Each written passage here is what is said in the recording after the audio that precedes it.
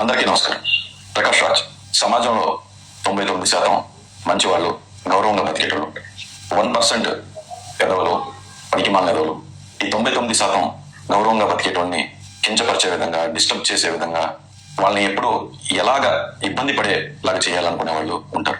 అరే పొరంబో కదవా, నువ్వు 2019లో బెంగళూరులో పోటీ చేసావు. పోటీ చేసిన తర్వాత నీకు వచ్చిన ఓట్లు 28,000 ఓట్లు. ఆ నియోజకవర్గంలో పోటీ చేసి ఆ ప్రజల్ని ఏదో ఉద్ధరిద్దాం అనుకున్న తర్వాత వాళ్ళని నిన్ను చీ థూ అని ఉమ్మేసి అక్కడి నుంచి తరిమేశారు. తర్వాత ఆ ప్రజల కోసం నువ్వు ఏ రోజు ఎప్పుడూ పోరాడింది లేదు, ఏ విషయంలోని పాల్గొన్నట్టు చూసింది లేదు, ఏ ట్వీట్లోని వాళ్ళని రిప్రజెంట్ చేస్తున్నట్టు కూడా లేదు. అదే విధంగా గత 5 సంవత్సరాల్లో ఆంధ్రప్రదేశ్లో ఎన్నో విధ్వంసాలు జరిగినాయి.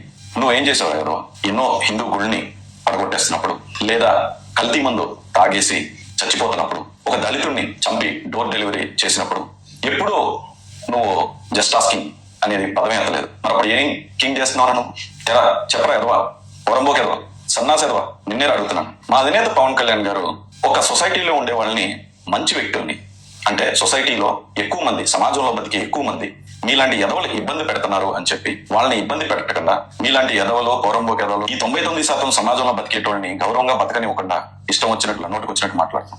నువ్వు సపోర్ట్ చేసే ఈ ఎదవనా? వీడు ఏమన్నాడు రాయుడు? నేను అంటున్నా హిందూ మతం అంత దుర్మార్గమైన మతం ఇంకోటి లేదు. హిందూయిజం బొక్క.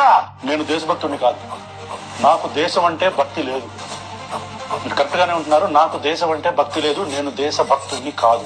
ఇలాంటి వాటితో చేతులు కలిపి సమాజాన్ని ఏం చేద్దాం అనుకుంటున్నారు? నువ్వు అసలు నువ్వు ఏదైనా ఒక లైమ్ లైట్ లోకి వద్దాము అనుకుంటే అక్కడ తరిమేశారు. ప్రజల ఆదరణ ఎలాగా పొందలేవు. ఎలాగా నీకు ఏదో రాజకీయాల్లోకి రావాలనో, ఏదో పదవి తెచ్చుకోవాలనో ఉంది. రావాలి అంటే ఏకైక ఛాన్స్ దొరికింది ఏంటి అంటే డబ్బులు ఇస్తే ఎవరినైనా తిడతావు. నువ్వు ఏదో అని ఇండస్ట్రీ అంతా తెలియటం వల్ల సినిమా ఛాన్సులు తగ్గిపోయినాయి. ఇప్పుడు నీ బ్రతుకు తెరువు కోసం ఇంకో దుర్మార్గమైన మార్గాన్ని ఎంచుకుని ఈ వైసీపీ వాళ్ళు ఎవరన్నా తిడితే పదవులు ఇస్తున్నారు, డబ్బులు ఇస్తున్నారు అంటే మా అధినేత పవన్ కళ్యాణ్ గారి మీద పట్టం. అంతే కదరా నీకు తెలిసింది? ఇంకోటి ఏదైనా తెలుసా? నువ్వు సమాజానికి దేనికి పుట్టావని మన ఇంటర్వ్యూ చూశాను. ఆ ఇంటర్వ్యూలు ఏంటి? నదులు ఒడ్డున కూర్చుంటాను, వర్షాన్ని ప్రేమిస్తాను, అడవుల్ని నేను జాగ్రత్తగా చూసుకుంటాను, ఆమె నేచర్స్ మ్యాన్ అన్నాం. మా అధినేత పవన్ కళ్యాణ్ గారు ఆంధ్రప్రదేశ్ రాష్ట్రంలోకి ఫారెస్ట్ అండ్ ఎన్విరాన్మెంట్ మినిస్టర్ అయిన తర్వాత ఆయన చేసిన వర్క్స్ ఏంటో తెలుసా? అసలు నీకు ఒక గ్రామాన్ని 28వ స్థానం నుంచి మొదటి స్థానానికి ఎలా తెచ్చారో తెలుసా? ఒక ఫారెస్ట్ ని ఎలా కాపాడుతున్నారో తెలుసా? ఒక రివర్ ని, పొల్యూషన్ ఎలా కాపుతున్నారో తెలుసా? అరే నువ్వు బ్రతకాలన్నా సరే, ఆంధ్రప్రదేశ్ లో నీకు నచ్చినట్లు బతకాలన్నా సరే, మా అధినేత పవన్ కళ్యాణ్ గారే ఆ డిపార్ట్మెంట్ నే, ఆయన సంబంధం ఉన్న డిపార్ట్మెంట్, సంబంధం లేని డిపార్ట్మెంట్ లోని కూడా సమాజానికి ఏది మేలైతే అది చేసుకుంటూ వెళ్ళిపోతుంటే ఆయన మీద ఇలాంటి ఎదవలతో కలిసి నువ్వు పెద్ద పనికిమాలిన ఏదో పౌరంబోకి ఏదో తయారయ్యో మాట్లాడడానికి జస్ట్ ఆస్కింగ్ అంట. ఏంట్రా జస్ట్ ఆస్కింగ్? సో ఇవన్నీ ఏంటి అంటే 2 విధాలుగా ఎక్స్ప్లెయిన్ చేయొచ్చు. ఇప్పుడు ఇలాగా ఇప్పుడు నేను తిట్టినట్టు పొరంబోకి ఎదవా, పనికిమాలిన ఎదవా, సన్నాసి ఎదవా అని తిడతానికి చాలా మంది ఉన్నారు. చాలా మందికి మాట్లాడటం వచ్చు. కానీ నిన్ను ఇలా తిట్టద్దు. నిన్నే కాదు, ఎవరు కూడా ఇలా తిట్టద్దు, ఇలా ప్రశ్నించద్దు, ఈ విధంగా ప్రశ్నించద్దు, ఇలా ఇబ్బంది పెట్టకూడదు అనేదే మా అధినేత పవన్ కళ్యాణ్ గారు సోషల్ మీడియాలో వ్యక్తిగత విమర్శలు కానీ ఇంకొకరిని భంగం కల్పించేలా కానీ చెయ్యొద్దన్నారు. ఇప్పుడు ఇంకొకరు ఉన్నారు, ఆవిడ మీద ఎందుకు పెట్టలేదు? యాక్చువల్లీ గంజా మొక్క, తులసి మొక్కలాగా వచ్చి మాట్లాడుతూ ఉంటుంది. సో ఆవిడ ఎందుకు పెట్టలేదు, కేసు ఎందుకు పెట్టలేదు అంటే చాయిస్ ఆఫ్ వర్డ్స్ పరిమితంగా ఉంటే, ఎవరిని ఇబ్బంది కలగకుండా ఉంటే విమర్శలు లేకుండా లేవు. ఎన్ని పెయిడ్ సైట్స్, ఎన్ని పెయిడ్ రీల్స్ చేస్తున్నారో తెలుసా నీకు? కొన్ని వందల వేలు.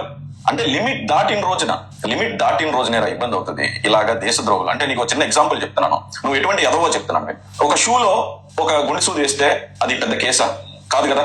కానీ యుద్ధానికి వెళ్లే సైనికుడి షూలో ఒక గుండెసూది వేసేవు అంటే అక్కడ యుద్ధం చేసేటప్పుడు దాని వల్ల దేశానికే నష్టం జరుగుతుందా? ఎదవా నువ్వు అలాంటి ఎదవే. సైనికుడు దాంట్లో గుండు సూది వేసేసి నేను వేసింది గుండు సూదే కదా, నాది ఏం తప్పు అని అడుగుతున్నారు పొరంబోకి ఎదవ. ఇవన్నీ చాయిస్ ఆఫ్ వర్డ్స్. ఏంటి అంటే నేను తిడటం కోసం, దానికోసం కాదు. ఇలాగా ఎవరు కూడా విమర్శించద్దు అనేది మా అధినేత పవన్ కళ్యాణ్ గారు చెప్పారు. సో దానికోసం ఇలా విమర్శించడం నా ఉద్దేశం కాదు. యాక్చువల్లీ మా అధినేత పవన్ కళ్యాణ్ గారు నేర్పించిన దాని ప్రకారం నేను ఎలాగ అడగాలి అనుకున్నది అంటే, ప్రకాష్ రాజ్ గారు, సమాజంలో ఎంతో గౌరవంగా బతికిన మీరు, ఎన్నో పాత్రలు చేసి ప్రజలను మెప్పించిన మీరు, ఎక్కడ ఏ సమస్యని ఎత్తుకోవాలనే దాని మీద అవగాహన లేకుండా అలాంటి దేశద్రోహులు లాంటి వ్యక్తులతో, అంటే ఒక సనాతన ధర్మాన్ని బెదిరించే వ్యక్తితో చేతులు కలపడం, ఒక సనాతన ధర్మాన్ని అది ధర్మమే కాదన్న వ్యక్తులతో చేతులు కలపడం, ఇలాగా అక్కర్లేని విషయాల్లో తలదూర్చుకోవడం. ఆ పోసాని మురళీకృష్ణ అనేటోడు మా అధినేత పవన్ కళ్యాణ్ గారిని అన్ని మాటలు అన్నా సరే ఏ రోజు మీరు నోరెత్తి అడగని మీరు, లేకపోతే గత ప్రభుత్వంలో 5 సంవత్సరాల్లో ఎన్నో అక్రమాలు, అన్యాయాలు జరిగినా సరే నోరెత్తని మీరు, ఇప్పుడు వచ్చి మా అధినేత పవన్ కళ్యాణ్ గారి మీద ఉన్న ఏకైక కారణం జలసి. మీరు చూడలేక, ఓర్వలేక వైఎస్ఆర్సీపీ పార్టీతో చేతులు కలిపి సినిమాలు తగ్గిపోయినాయి అని ఇతర ఆదాయాల కోసం మీరు చేసే ప్రయత్నం చాలా తప్పు.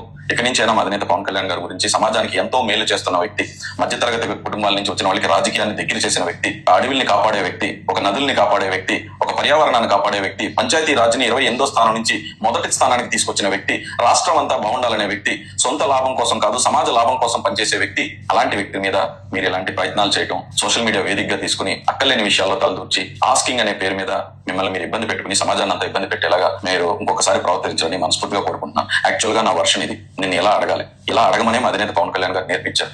కానీ ఇప్పుడు ఈ రెండిట్లో ఏది రైట్? ప్రకాష్ రాజ్ చెప్పు, నేను అలా మాట్లాడచ్చా? నేను మీరు ఎలా రెండు రైట్ అయినా? I'm just asking you, the both versions are right or the second version which our party president Pawan Kalyan Garu has thought not only for me and asked the entire society to follow you. So I'm questioning you in a dignified way and you yourself also knew it rather than నిన్ను మీ కుటుంబ సభ్యుల్ని అందరినీ తిడతం కోసం కాదు.